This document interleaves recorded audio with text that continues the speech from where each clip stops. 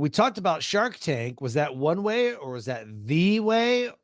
How would someone, if they're thinking about, I have a course and I have a book, which I do, and I want to launch something like what you did or whatever, what was the launch sequence like?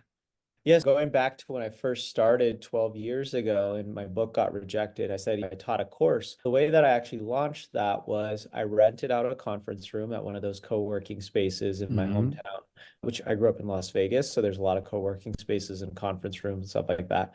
So I rented one of those out. So it wasn't a huge risk to lease out a 12-month lease on office space or anything. I just rented out the hours that I needed to teach the course. And then I began advertising with high schools and parents and students that I knew to get people to enroll in the first course. Mm. And in that very first course, the students had an average score improvement in 6 weeks of 376 points. That's equivalent to taking a Wow. student from the 50th percentile to the 90th percentile.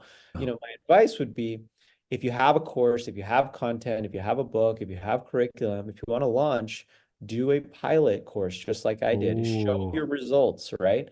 After I showed my results to those same publishers and agents afterward, then I had McGraw-Hill, the world's largest education publisher, say, okay, now you have a platform to write this book. We did the book. It's went #1 on Amazon for SAT prep. It sold There you go. 50,000 copies. Before I did the course, I can understand why they rejected me because I didn't have any proof, right? So you have to build that proof by showing some minimum viable product, showing a pilot that it actually works, you're actually benefiting and helping people.